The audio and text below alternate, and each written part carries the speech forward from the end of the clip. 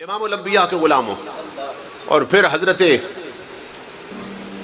رابعہ بصری جیسے لوگ جب دنیا سے جاتے ہیں، یہ وہ لوگ ہیں جن کے لیے موت تحفہ بنی ہے۔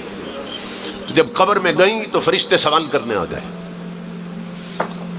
کہا مر ربک، رابعہ سے پوچھ رہے ہیں تیرا رب کون ہے؟ مر ربک، آپ جلال میں آ گئے۔ آپ نے فرمایا من انتما، مجھ سے رب کا پوچھنے والوں پہلے اپنا بتاؤ تم کون ہو؟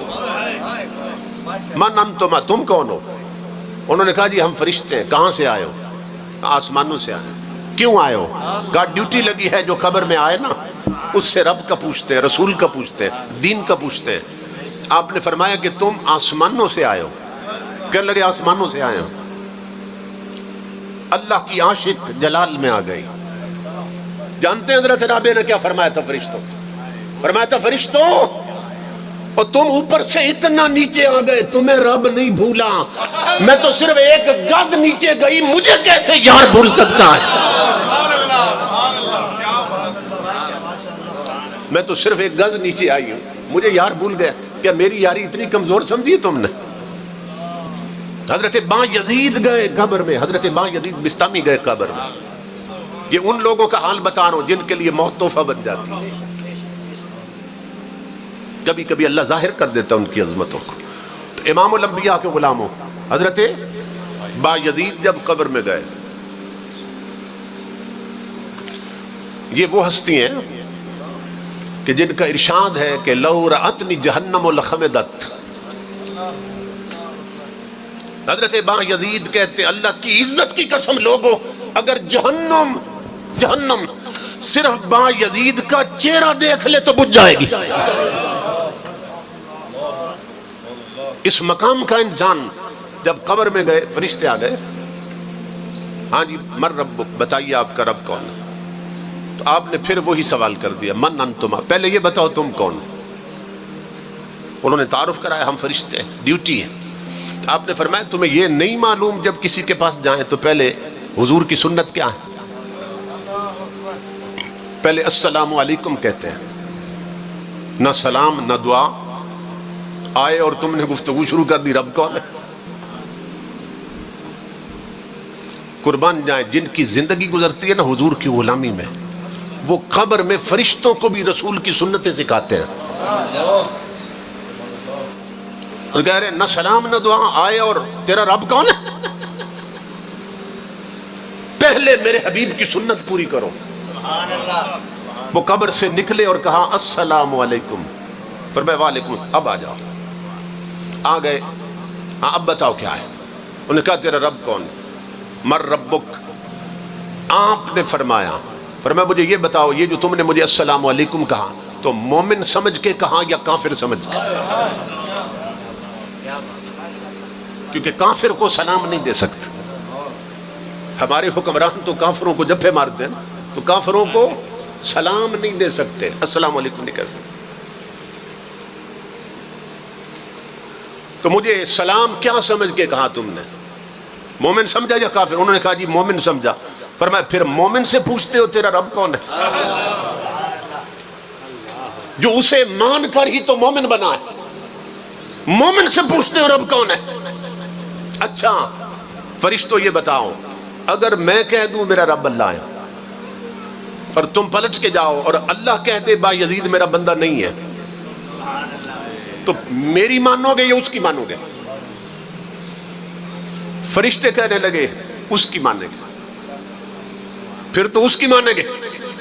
آپ جلال میں آ گئے، فرمایا سنو جب اس کی ہی ماننی تھی تو پھر اتنا لمبا سفر کرنے کی ضرورت کیا تھی؟ وہیں اسی سے پوچھ لینا تھا با یزید تیرا بندہ ہے کہ نہیں ہے۔ ایک فرشتہ دوسرے سے کہنے لگا یار یہ کون آیا بابا؟ ہم اس پہ سوال کرتے ہیں، یہ ہم پہ کر دیتا، یہ کون ہے؟ اس وقت میرے رب کی آواز ثم ینادی مناد من السماء، اس وقت میرے رب کی آواز فرشتوں آپس میں نہ پوچھو یہ کون ہے، مجھ سے پوچھو یہ کون آیا ہے، مجھ سے پوچھو یہ کون آیا۔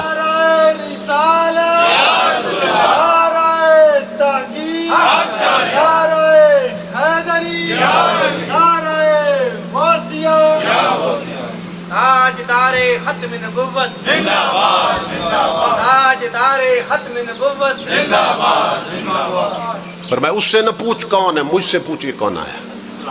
تو مولا یہ کون ہے؟ فرمایا ھذا ابو یزید۔ اللہ تعارف کروا رہا ہے، یہ کون ہے؟ ھذا ابو یزید عاشا فی محبتی ومات فی محبتی ووضع فی قبرہ کذالک ویبعث کذالک۔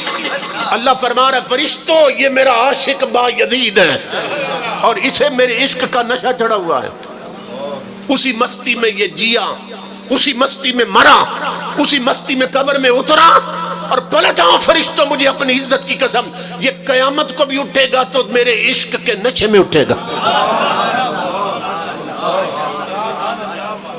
یہ وہ لوگ ہیں جن کے لیے موت تحفہ بن جاتی ہے۔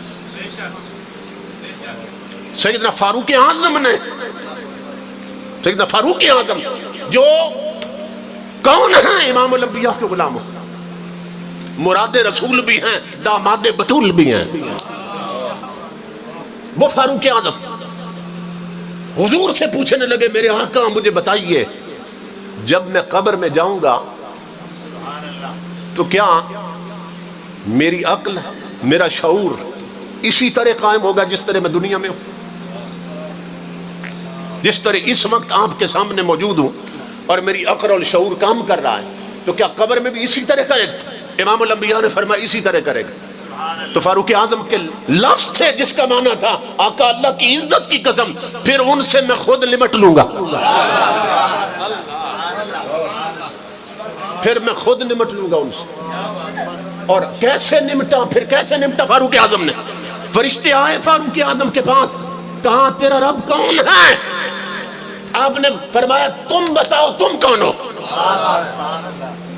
اور کہاں سے آئے ہو، اور یہ بتاؤ جب اس نے کالو بلا کہاں تھا تو تم وہاں موجود تھے؟ انہوں نے کہا نہیں موجود۔ اب فرمایا تمہیں موجود ہی نہیں تھے اس وقت، تمہیں کیا خبر ہماری یاری کب سے لگی ہے؟ ایک فرشتہ دوسرے سے کہنے لگا، اب فرشتے نے کیا کہا؟ اس نے کہا یار یہ عجیب بندہ ہے، وہ ہم نے اس کا امتحان لینا ہے یا اس نے ہمارا لینا ہے؟ یہ وہ لوگ ہیں جن کے لیے موت تحفہ بن جاتی ہے، مگر ان کے لیے بنتی ہے جن کی پیشانیوں میں سجدوں کا نور ہوتا ہے، جن کی زبان پر تلاوت قرآن کی برکتیں ہوتی ہیں، جن کے پاؤں مسجدوں کے راستوں پہ چلنے کے عادی ہوتے ہیں، جو ناول نہیں پڑھتے، فلمیں اور ڈرامے نہیں دیکھتے، گانے نہیں سنتے، وہ اگر سنتے ہیں تو مصطفیٰ کا قرآن سنتے ہیں، اگر پڑھتے ہیں تو رسول کا قرآن پڑھتے ہیں۔ ان کے گھروں پہ دو ڈشیں نہیں ہوتی، ان کے گھروں میں کیبل کے کنیکشن نہیں ہوتے، ان کی جوان بچیوں کے ہاتھ میں ٹچ موبائل نہیں ہوتے، ان کی بہو بیٹیاں بن سمر کر میک اپ کر کے بازاروں میں نہیں پھر رہی ہوتی، شادیوں پر ان کے گھروں میں ڈھولک نہیں بجتی ہے، ان کے گھروں میں مصطفیٰ کا ذکر ہوتا ہے، ان کے جوانوں کی جیب میں تاش کے پتے نہیں سورہ یاسین ہوتی ہے، ان کی بیٹیوں کے ہاتھ میں رومانٹک ناول نہیں سیرت فاطمہ کی کتابیں ہوتی ہیں، ان کے لیے موت تحفہ بنتی ہے۔